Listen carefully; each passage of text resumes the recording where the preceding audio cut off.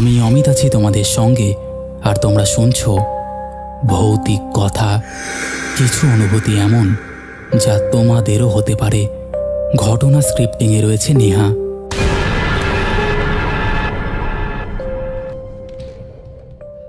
নমস্কার ভৌতিক কথা পরিবার। আজ আমি যেই ঘটনাটা আপনাদের শোনাতে যাচ্ছি সেটা বরাবরের মতনই আমাদের একজন শ্রোতা পাঠিয়েছেন। উনি এই ঘটনার প্রত্যক্ষ অভিজ্ঞ। ওনার নাম প্রভাস পাল, বাড়ি বর্ধমান। বয়স এখন তার 60 ছুঁই ছুঁই। কিন্তু আজ যে কাহিনী তিনি জানিয়েছেন সেটা ঘটেছিল মোটামুটি 1990 সালের ডিসেম্বর মাসে, আজ থেকে প্রায় 35-36 বছর আগে। ঘটনাটা যেমন নিঃসন্দেহে ভয়ের, তেমনি আশ্চর্যজনকভাবে বাস্তবের কাছাকাছি। এমন ঘটনা শুনলে মনে হয় হয়তো আমাদের মধ্যেই কিছু সত্যি জিনিস লুকিয়ে আছে, যেগুলোর ব্যাখ্যা আমরা আজও জানি না। চলুন তাহলে প্রভাসবাবুর লেখা ঘটনাগুলোই আপনাদের তুলে ধরছি। প্রভাসবাবুর পাঠানো এই ঘটনাটা তোমরা মনোযোগ দিয়ে শোনো। প্রভাসবাবু দারুণ এই ঘটনাটা পাঠিয়েছেন হাওড়া স্টেশনকে কেন্দ্র করে বা হাওড়ার লোকাল ট্রেনকে কেন্দ্র করে। এরপরেও তোমরা দুটো ঘটনা শুনবে, সেই দুটো ঘটনাও তোমাদের দারুণ লাগতে চলেছে। তাই আমি জানি তোমরা এতক্ষণে হেডফোন লাগিয়ে নিয়েছো, চুপটি করে বসে পড়েছো আর ঘটনাটা শুনতেও শুরু করে দিয়েছো। চলো এবার আমরা চলে যাই প্রভাসবাবুর প্রথম ঘটনাতে। আমার নাম প্রভাস পাল। আজ আমি যা বলছি সেটা কোনো গল্প নয়, পুরোপুরি আমার জীবনের একটি ভয়ঙ্কর অভিজ্ঞতা। 1990 সালের ডিসেম্বর মাস। তখন আমি হাওড়ার মল্লিক ফটকে একটা ছোট প্রিন্টিং প্রেসে কাজ করতাম। সেদিন অফিসে একটা বড় কাজ ছিল। একটা পূজা বার্ষিকীর ছাপা চলছিল। সাধারণত আমি রাত 9টার মধ্যে ছুটি পেয়ে যেতাম, কিন্তু সেদিন কাজ শেষ হতে হতে 10টা 20 বাজে। টিফিনের কৌটো হাতে নিয়ে দৌড়ে বেরিয়ে পড়ি হাওড়া স্টেশনের দিকে। জানি শেষ ট্রেন 11টা 7 ছাড়বে। সেটি না ধরতে পারলে সারাটা রাত স্টেশনেই কাটাতে হতো। স্টেশনে পৌঁছে দেখি রাত অনেক হয়ে গেছে বলে প্ল্যাটফর্ম প্রায় ফাঁকা। ঠান্ডা পড়ে গেছে বেশ, শীতের কুয়াশা চারপাশে। হাওড়া স্টেশনের সেই চীনা কোলাহল নেই। আলো আছে, কিন্তু যেন এক অদ্ভুত নিস্তব্ধতা চারপাশে। আমি প্ল্যাটফর্ম 8-এর দিকে এগিয়ে গেলাম। ওটাই সাধারণত বর্ধমান লোকালের প্ল্যাটফর্ম। হাতে তখনও মিনিট 20 বাকি। আমি বেঞ্চে বসে পড়লাম। তখনই প্রথম দেখলাম ওকে। একটা বৃদ্ধা মহিলা, সাদা ধুতি আর আঁচল গায়ে জড়ানো, খালি পায়ে দাঁড়িয়ে আছেন লাইনের একদম ধারে। মুখটা ঝুঁকে আছে সামনে, চুলে ঢাকা মুখ, চোখ দেখা যায় না। আমি প্রথমে ভেবেছিলাম উনি হয়তো কোনো মানসিক ভারসাম্যহীন, হয়তো কোথাও যেতে চাইছেন। কিন্তু একটু খেয়াল করতেই গায়ে না কাঁটা দিয়ে উঠল। আলোয় দাঁড়িয়ে থাকার পরেও তার কোনো ছায়া পড়ছিল না। আমি চোখটা ডলে নিয়ে আবার তাকালাম। না, ঠিকই দেখেছি, পাশের খুঁটিতে একটা কুকুর। এমনকি আমার পেছনের এক লোকের ছায়া ঠিকভাবে পড়ছে, কিন্তু এই বৃদ্ধার ছায়া পড়ছে না। আমি একটু দম নিয়ে নিজেকে বুঝ দিলাম কুয়াশা হবে, আলো ঠিকমতো পড়ছে না।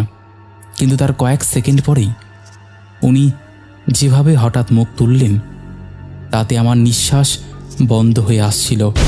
তার চোখ ছিল না, অন্তত যেখানে চোখ হওয়ার কথা সেখানে ছিল গভীর ফাঁকা গর্তের মতো অন্ধকার। মুখের চামড়াও যেন খসখসে, ফেটে যাওয়া। আমি থ মেরে বসে পড়লাম। আর তখনই ট্রেনটা প্ল্যাটফর্মে ঢুকলো। 11টা 7 বর্ধমান লোকাল। আমি কোনো মতে নিজেকে সামলে কামরায় উঠে পড়লাম। যেটা খুব অদ্ভুত সেটা হলো, আমার ওঠার সময় দেখি আরও 2-3 জন উঠছে, কিন্তু কামরায় বসার পর দেখি পুরো কামরায় আমি একা। কিছুক্ষণ পর টের পেলাম আলোগুলো ঝিকমিক করছে। একটা আলো জ্বলছে, একটা নিভছে। জানলার বাইরে কিছু দেখা যাচ্ছে না, শুধু অন্ধকার আর মাঝে মাঝে আলো চমকাচ্ছে। আমার গা তখন ঠান্ডা ঘামে ভিজে গেছে। এমন সময় দরজার পাশে একটা ছায়া এসে দাঁড়ালো। এক দৃষ্টে তাকিয়ে আছে আমার দিকে। আমি চোখটা বন্ধ করে ফেললাম। কোনো আওয়াজ নেই। এমন নিস্তব্ধতা আমি জীবনে আগে কোনো দিনও শুনিনি। ট্রেন যখন লিলুয়া ছাড়ল, আমি একটু চোখটা খুললাম। জানলার কাছে নিজেরই নিঃশ্বাসে কুয়াশা জমে গেছে। আমি আঙ্গুল দিয়ে কুয়াশাটা সরিয়ে বাইরে তাকালাম, আর তখনই দেখলাম আবার সেই বৃদ্ধা। এবার উনি হাঁটছেন ধীরে ধীরে, একদম ট্রেনের গায়ে গায়ে। অথচ ট্রেন তো চলছেই, আর এতটা জোরে চলার সময় কেউ যদি সমান্তরাল হাঁটে তাহলে তাহলে কি সেটা সম্ভব? আমি দম আটকে বসে আছি। এবার আমি স্পষ্ট দেখতে পেলাম ওনার পা মাটিতে ছিল না, একটু ওপরে ভাসছিল। বর্ধমানে পৌঁছে আমি কোনোভাবে ট্রেন থেকে নেমে ছুট দিলাম বাড়ির দিকে। সেদিনের পর থেকে আমি রাতের ট্রেন ধরা একেবারে বন্ধ করে দিয়েছিলাম। এই ঘটনার মাসখানেক পরে একদিন লিলুয়া স্টেশনের এক পুরনো টিকিট পরীক্ষকের সাথে আমার আলাপ হয়।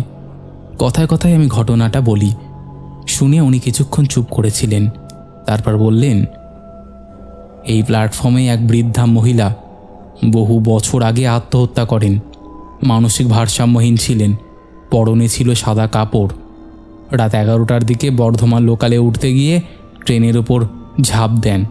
তারপর থেকেই মাঝে মাঝে ওনার ছায়া দেখা যায়, আর যারা ওকে দেখে তারা কিছু না কিছু অস্বাভাবিক অভিজ্ঞতার মধ্যে পড়ে। উনি আরও বলেন, তুমি ভাগ্যবান যে ফিরে এসেছ। এই ছিল প্রভাসবাবুর পাঠানো এক নিঃসন্দেহে বাস্তবভিত্তিক ও গা ছমছমে অভিজ্ঞতা।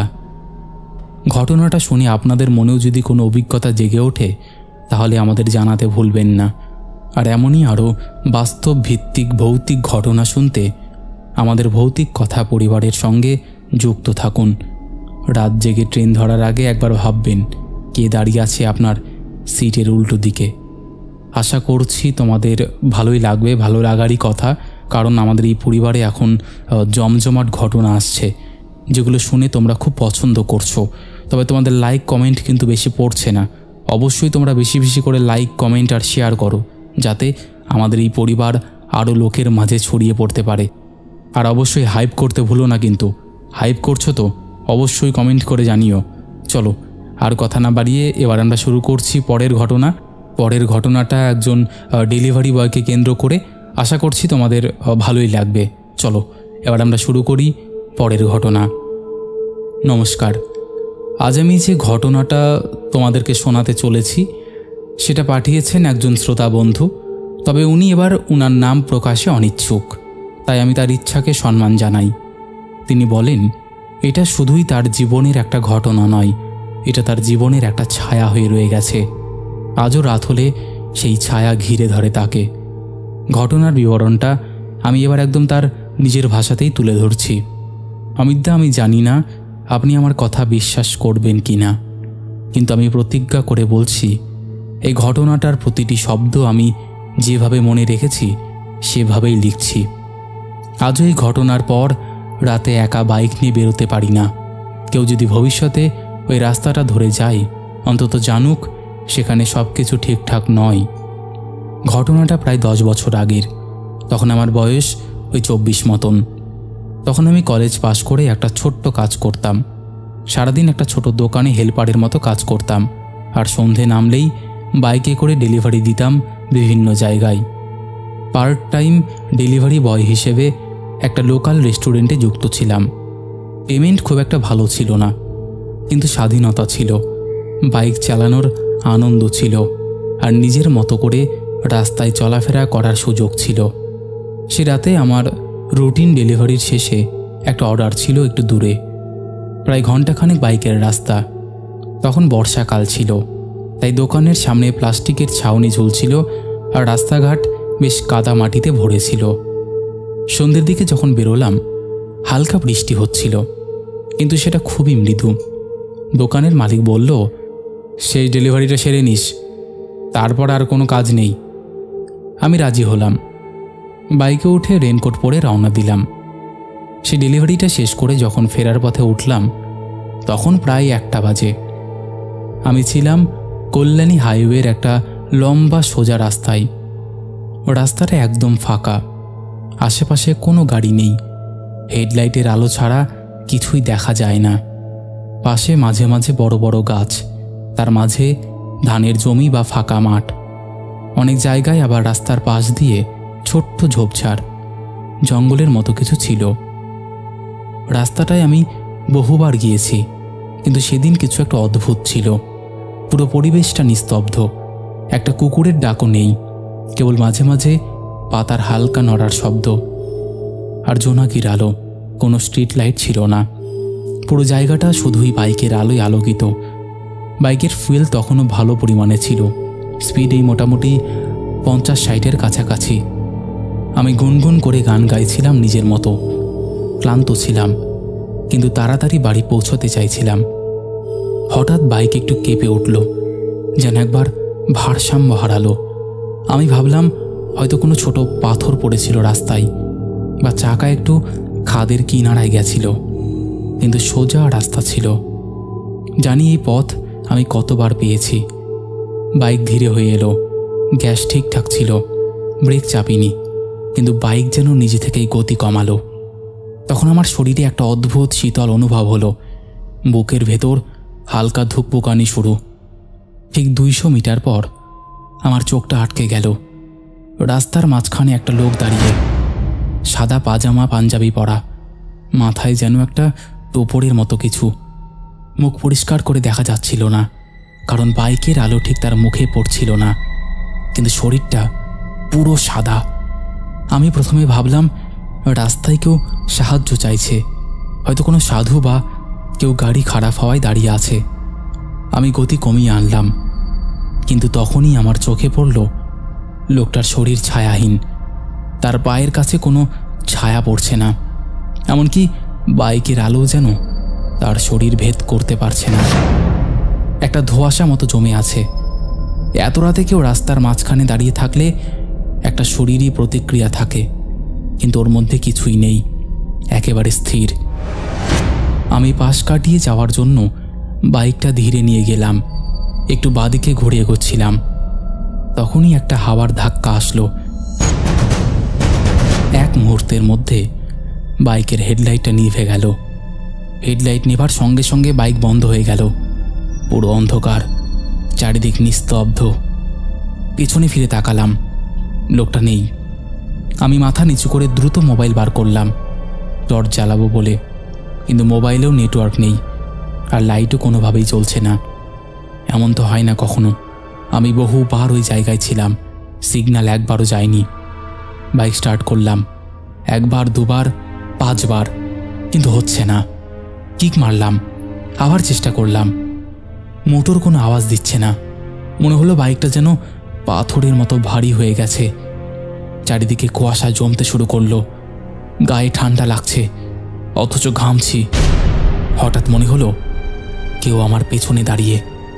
আমি নিঃশব্দ, নিঃশ্বাস আটকে এসেছে, কিছুই দেখছি না, কিন্তু টের পাচ্ছি কেউ পেছনে একটা আছে। কেউ যেন আমার গলার কাছে নিঃশ্বাস ফেলছে, অথচ বাতাস নেই। তারপর খুব আস্তে এক মহিলা কণ্ঠস্বর শুনলাম, তুই চলে যা। ফিসফিসে নিঃশ্বাস মিশ্রিত কণ্ঠ। আমার শরীরের লোম খাড়া হয়ে গেল। আমি পেছনে ফিরলাম না, এমন অনুভূতি যেন পেছনে যা আছে তা মানুষ নয়। আবার সেই কণ্ঠস্বর, তুই চলে যা, নইলে ফিরতে পারবি না, যা, চলে যা। বাইকে কিক মারলাম আবার, কিছুই হচ্ছে না। পেছনে কিছু না দেখেও অনুভব হচ্ছিল ওটা ওটা ঠিক আমার কাঁধের ওপরে। আমি লাফ দিয়ে বাইক থেকে নামলাম, ঠেলতে ঠেলতে রাস্তা ধরে হাঁটতে শুরু করলাম। 50 মিটার, 100 মিটার, আর তখনই হঠাৎ বাইকের হেডলাইটটা নিজে থেকে জ্বলে উঠল। সেলফ ছাড়া ইঞ্জিন স্টার্ট হয়ে গেল। আমি 1 সেকেন্ডও দেরি না করে বাইকে উঠলাম। হুড়মুড় করে গিয়ার দিয়ে ছুটে চললাম রাস্তা ধরে, যত জোরে সম্ভব। পেছনে একবারও তাকাইনি। গলার রন্ধ্রে তখনও কণ্ঠস্বর বাজছে, নইলে ফিরতে পারবি না। আমি যখন 1 কিলোমিটার মতো দূরে এসে পড়েছি, মোবাইলে নেটওয়ার্ক ফিরে এলো। ঘাম ভেজা হাতে ফোন খুলে দেখলাম সময় 3টা 17 মিনিট। আমি ওই জায়গায় পৌঁছেছিলাম প্রায় 1টা 20-তে, অর্থাৎ আমি সেখানে ছিলাম প্রায় 2 ঘন্টারও বেশি। কিন্তু আমার মনে হয়েছিল বড় জোর 15 মিনিট। এরপর আমি বাইক চালিয়ে সোজা বাড়ি ফিরলাম। গায়ের জামা কাপড় ছিল ভেজা, কাদা লেগেছিল জুতোই, আর মুখ ছিল একদম পাথরের মতো। এরপর আমি বহুদিন রাতে ডেলিভারি করা বন্ধ করে দিয়েছিলাম। দোকানেও ছুটি নিয়েছিলাম 1 সপ্তাহ। পরের কমাসে আমি একাধিক লোককে জিজ্ঞাসা করেছিলাম ওই রাস্তায় কেউ কিছু দেখেছে কি না। বেশিরভাগ কিছুই জানি না, তবে একজন মাঝবয়সী লোক বলেছিল ওই রাস্তায় বছর 10 আগে একটা অ্যাক্সিডেন্ট হয়েছিল। একটা বৌমা আর তার শাশুড়ি রাস্তা পার হচ্ছিল, হঠাৎ বাইক ধাক্কা মারে, দুজনেই মারা যায়। তারপর থেকে মাঝে মাঝে কেউ দাঁড়িয়ে থাকতে দেখে, আবার গায়েব হয়ে যায়। কেউ কেউ ওই জায়গায় বাইকের হেডলাইট নিভে যাওয়া, ইঞ্জিন বন্ধ হওয়া এসব বলে।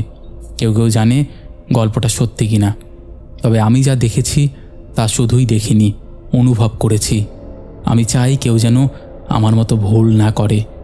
রাতের নির্জনতা শুধু অন্ধকার নয়, তার ভেতরে কেউ থাকতে পারে, কেউ যারা আর আমাদের মতো নেই। তো দাদা, এই ছিল ঘটনা। আশা করছি তোমার ভালো লেগেছে। কেমন লেগেছে অবশ্যই জানিও, আর ভালো লাগলে অবশ্যই পড়ে শুনিও। ইতি, তোমার একজন প্রিয় শ্রোতা। তো বন্ধুরা, এই ছিল আমাদের দ্বিতীয় ঘটনা। আশা করছি তোমাদের ভালো লেগেছে। কেমন লেগেছে তোমরা অবশ্যই সেটা কমেন্ট করে জানিও। তোমাদের মধ্যে এখনও যারা এই পরিবারে যুক্ত হওনি তারা যুক্ত হয়ে যেও। যারা ভাবছো ঘটনা শেয়ার করব কিনা তারা আর একদম দেরি না করে শেয়ার করে দিও। চলো আর কথা বাড়াবো না। ও হ্যাঁ, তবে একটা কথা বলতেই হয়, ভৌতিক কথা কিন্তু কোনো রকম অন্ধবিশ্বাস, কোনো রকম কুসংস্কার বা কোনো রকম নেগেটিভিটিকে প্রচার করে না। ভৌতিক কথার কাজ শুধুমাত্র মানুষের জীবনে ঘটে যাওয়া ঘটনা সবার সামনে তুলে ধরা, নচেত আর কোনো উদ্দেশ্য নেই। তাই যারা বিশ্বাস করছো না তারা এগুলোকে এন্টারটেইনমেন্ট হিসেবেই নিয়ে নাও। চলো এবার আমরা শুরু করে দিই পরের ঘটনা। বছর 2 আগের কথা। তখন আমি চাকরির খোঁজে কলকাতায় কিছু ইন্টারভিউ দিয়ে ফিরে যাচ্ছিলাম আমার গ্রামের বাড়ি। নদীর পাড় ঘেঁষা একটা ছোট্ট গ্রাম, নাম দেউলটুলা। গ্রামের নামটা খুব বেশি কেউ চেনে না, কিন্তু যারা একবার এসেছে তারা ভুলতে পারে না। কারণটা কিন্তু গ্রামের সৌন্দর্য না, এখানে এমন কিছু গল্প, এমন কিছু ঘটনা ঘটে যেগুলো দিনের আলোয় লোকজন হাসি ঠাট্টায় উড়িয়ে দেয়, কিন্তু রাত নামলেই সেই গল্পগুলো বুক কাঁপিয়ে তোলে। আমার ফিরে যাওয়ার দিনটা ছিল মাঘ মাসের এক ঠান্ডা সন্ধ্যা। হাওড়ার লোকাল ধরে আমি নামলাম বসিরহাট স্টেশনে। ওখান থেকে আমার গ্রাম আরও 15 কিলোমিটার দূরে। লোকাল অটো পাওয়া যায়, কিন্তু সন্ধ্যের পর সেগুলো দেখা পাওয়া ভাগ্যের ব্যাপার। সেদিনও পেলাম না, তাই হাঁটতে হাঁটতে বাঁধের রাস্তা ধরেই বাড়ির দিকে রওনা দিলাম। এই বাঁধটাই আসলে মূল ঘটনার জায়গা। ছোট নদী, কিন্তু বর্ষায় ভয়ানক রূপ নেয়। বাঁধটা বেশ উঁচু, একদিকে নদী, অন্যদিকে ধান ক্ষেত, আর মাঝখানে ছোট্ট ঘর বাড়ি। এখনকার দিনে অনেক আলো লাইট হয়ে গেছে, কিন্তু তখন এত আলো ছিল না। বাঁধের এক একটা মোড়ে এক একটা করে সোলার লাইট, তার আলোয় অল্প কিছু দূর দেখা যায়। তাই বাইরেটা শুধু অন্ধকার, কুয়াশা আর নদীর গা ছমছমে শব্দ। আমি বাঁধ ধরে হাঁটছি। সেদিন একটা পূর্ণিমার রাত ছিল। চাঁদের আলোয় নদীটা রূপোর মতো ঝলমল করছিল। চারপাশে গভীর নীরবতা, মাঝে মাঝে শিয়ালের ডাক, কুকুরের ঘেউ ঘেউ, আর কোথাও দূরে প্যাঁচার ডাক। প্রথম 1 কিলোমিটার কিচ্ছু হয়নি, তবে বাঁধের একটা জায়গা আছে যেটা আমরা ছোট থেকে ভয় পেতাম। বড় পাথরের ঘাট, একপাশে বাঁধানো পাথরের সিঁড়ি, সিঁড়ি বেয়ে নামলেই নদী। আগে এখানে লঞ্চ থাকতো, এখন শুধু খালি পড়ে থাকে। প্রচলিত ওই জায়গায় নাকি এক মহিলা আত্মহত্যা করেছিল বছর 10 আগে। তারপর থেকেই রাত হলেই এখানে অদ্ভুত সব ঘটনা ঘটে। আমি একটু ধীর হলাম।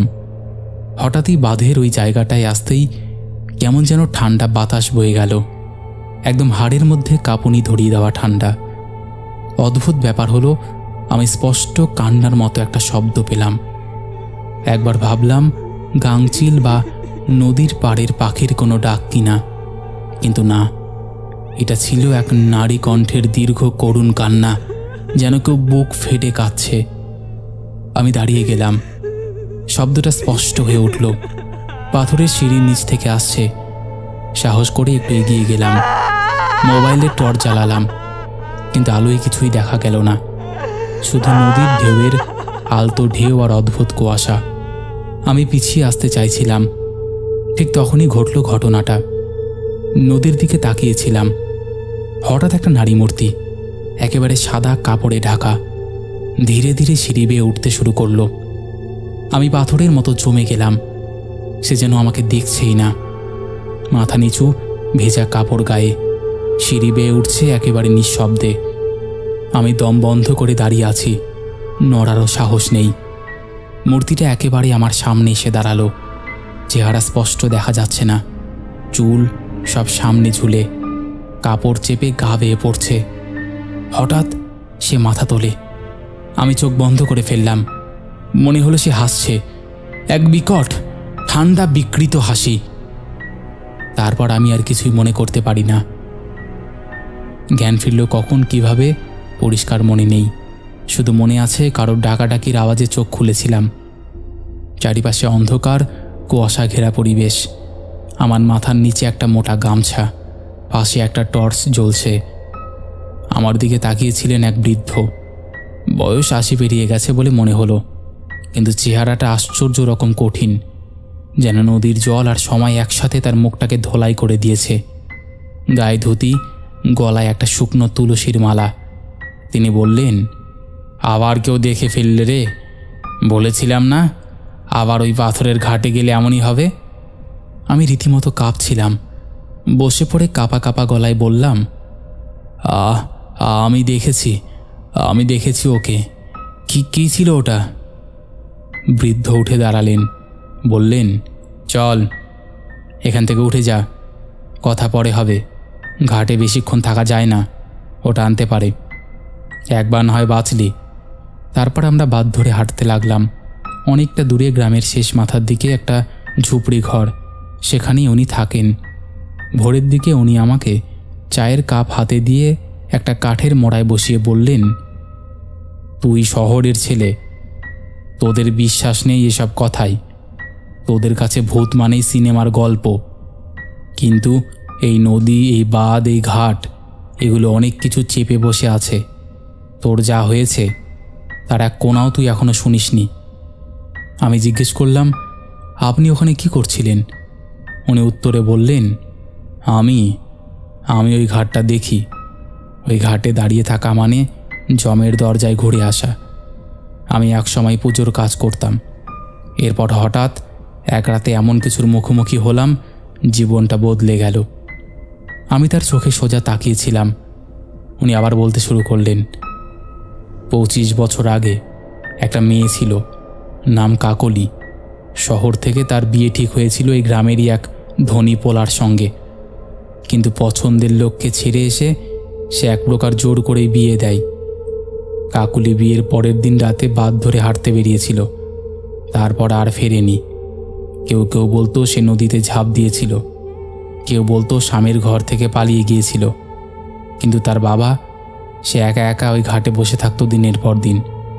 শেষে তিনিও মারা যান। এই শুনে আমি বললাম, তাহলে কি তারপর থেকেই? বৃদ্ধ লোকটি বললেন, তারপর থেকেই ওই পাথরের ঘাট অভিশপ্ত হয়ে যায়। যত রাত বাড়ে ওর ডাক বাড়ে, কারোর নাম ধরে ডাকে, কে যেন খুব আপনের মতন কাঁদে। নদীর জলে ছায়া ভেসে ওঠে, কিন্তু ছায়া যার, সে আর মানুষ নয়। আমি হা করে শুনছিলাম। মনে হচ্ছিল এই গল্পটা যেন আমারই। আমি ফিরে গেলাম না সেদিন। মনে হচ্ছিল আমি জানতেই চাই সত্যিটা কি। ওই রাতে আবার গেলাম বাঁধের দিকে একা, হাতে মোবাইলের আলো, পকেটে রুদ্রাক্ষের মালা। বৃদ্ধটা দিয়েছিলেন। সময় তখন রাত মোটামুটি 12টা পার হয়েছে। বাঁধের সেই মোড়টা পেরোতেই আমার বুকটা ধকপক করতে লাগলো। দূরে নদীর পাড়ে আবার সেই সাদা কাপড়ের আবছা ছায়া। এবার বসে আছে আর একটানা গান গাইছে। গলার সুরটা এমন করুণ, এমন নিঃসঙ্গ যে আমি মন্ত্রমুগ্ধ হয়ে দাঁড়িয়ে গেলাম।